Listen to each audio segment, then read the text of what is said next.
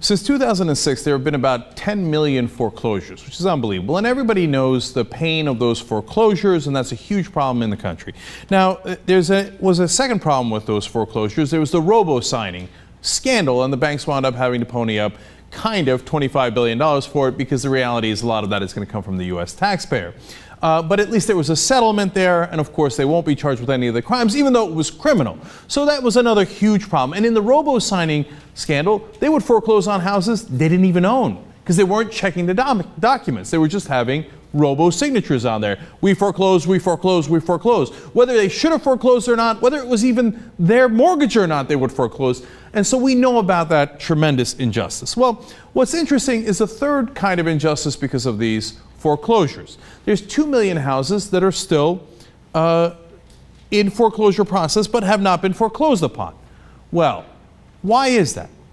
Well, it turns out there's this thing called a zombie title problem, where the banks tell you that they're going to foreclose on your house and then they don't. Now, why do they do that, and what kind of trouble does that cause? Whew. Now, wait till you get a load of the troubles. Number one, when they go to say that you have to leave the house, and they do, and the people leave the house, they don't realize they still have the title in their name. And if the bank changes their mind and decides not to foreclose on your house, for reasons I'll explain in a second, well, then you still have to keep paying the taxes. You have to make sure that your lawn and your house is in good shape. Otherwise, the county starts giving fees and penalties and fines, etc. And by the way, the bank keeps charging you, saying, hey, you know what? You still owe me that mortgage. You don't even realize you own the house because they never told you. It got so bad that in 3 different states recently, since nobody knew that they still owned the house because the bank had tricked them with the zombie title trick, the houses blew up. And you think, no, come on, really? Yes, you know why? Because they never turned off the gas. And so since they don't turn off the gas and nobody's in the house, the gas builds up, builds up, builds up, and in 3 different instances, at least, the houses have literally exploded. I mean, you want to talk about literal zombies, right? The houses become zombies in a sense.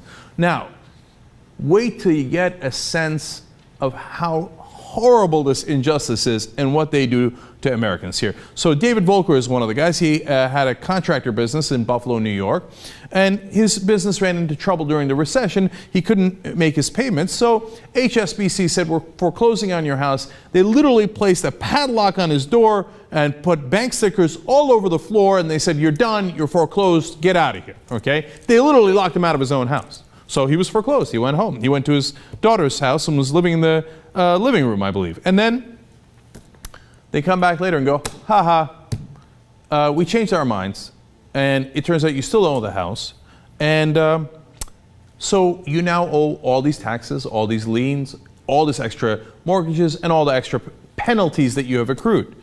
Well, Volker says, quote, I was stunned. I never for a moment thought I still owned this house. You know why?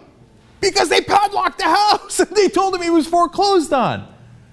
Now he goes and says, okay, look, HSBC, I have arranged the sale. It's just a short sale for this house. You are going to get the money. The bank says, no, we don't want to do it. You still owe us, and we're going to give it over to debt collectors, and we're still going to have the government hound you, okay? But we will not accept the sale. But then what in the world are you supposed to do? Okay, we're just getting warmed up. Now wait till you find out about the other people that this has afflicted. So let's go to Marlon Sheaf. He's a 55-year-old who used to drive trucks for Sarah Lee. He did that for 25 years. He was recently sentenced to probation. Why? Because of the zombie titles. You're thinking, no, they can't arrest you for this. That doesn't make any sense. It does. Let me explain. So the county said, hey, listen, you got a tax lien, man. You technically own the house. They lied to you. That's your problem, not my problem. The bank told you were foreclosed on like they do in every one of these cases. Sad day for you. You owe me this lien and you're not paying it. You owe me all these taxes for this house that you don't even live in, right? And then they give her over to a debt collector. Oh, here we go. Now here comes the trouble. So in his case, they said, we're charging you $4,185 for code violations. I'm going to charge you an extra $185 for court costs.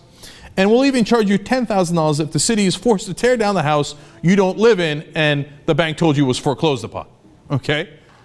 So that's a zombie title for you. So what's he going to do? They arrested him because once you owe the government money, they can arrest you. Now, it's actually a private debt collector who's actually collecting the money, but it doesn't matter. He can use the power of the government to arrest you anyway. So poor Marlon, and this makes me sick, he has to go out there and repair the house. He can't live it. There's already people that came in there and they have all sorts of junk in there, homeless people, drug addicts, etc. But he has to go and repair the house. So he had to paint the house, he had to repair the steps, and this is the indignity, for whatever reason, really got under my skin. He has to go back and mow the lawn every week. Oh, for Christ's sake, but the bank doesn't even let him sell the house, as you saw with the other case. And he says, well, I got to get rid of this debt. I don't have this money. I didn't live in the house. They say, sad day, the banks don't have to tell you if they decide not to foreclose. And they're under no legal obligation. You're under all the legal obligations. Now, by the way, if you sold the house for a profit, would you then get the profit? Nope, the bank would get it. So they get all the benefits, you get all of the costs. Gee, I wonder why people are frustrated with banks and our government for not being able to help us at all. So, we continue. Cleveland Marshall College Law professor Kermit Lynn had a really great line about this. He said, these people have become like indentured serfs with all the responsibilities for the properties, but none of the rights. He's exactly right. I mean, this is what they've done to us on a mass scale. We work for them. And in this, the indignity that you can't even live in the house, but you have to pay the bills, otherwise you're going to jail, is mind-numbing.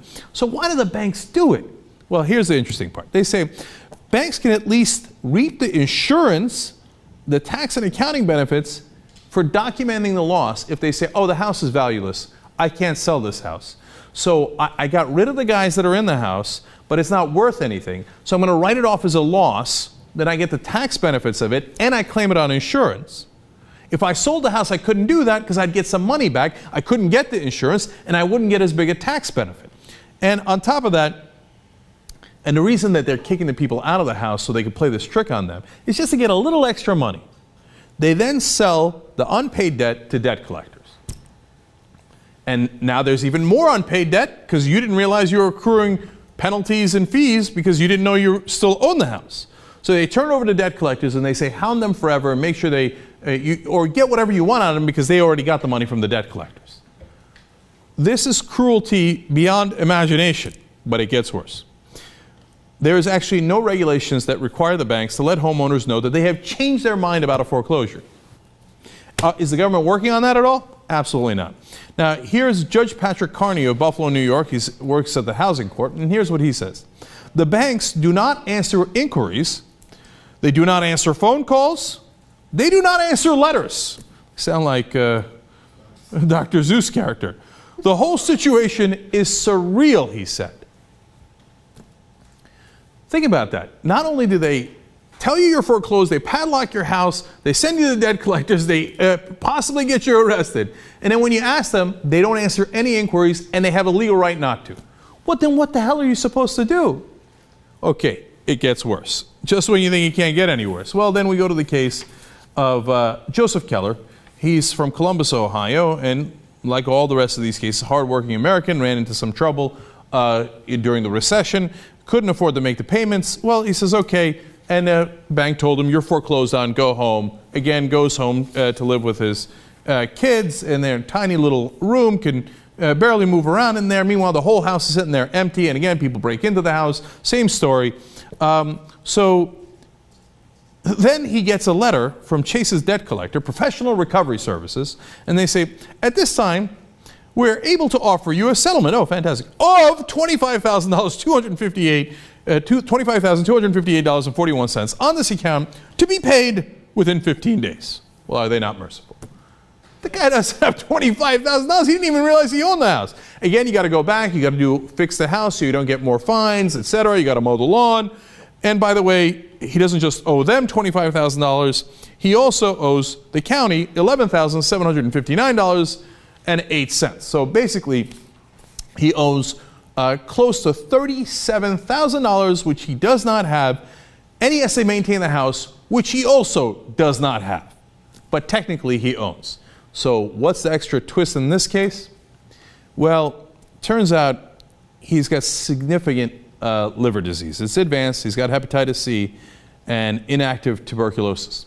And he needs treatment from this, but it's a good thing because the Social Security Administration can give him disability benefits. But they just rejected those benefits because on the records, it shows that he still owns a house. The court says we might be able to hear your case in December. Keller said, I will very likely be dead by then. Foreclosures are frightening. I dare you to gaze into the ruins. But you better hurry. Zombie bankers are coming for you. They want more than just your house. Using deception and fraud,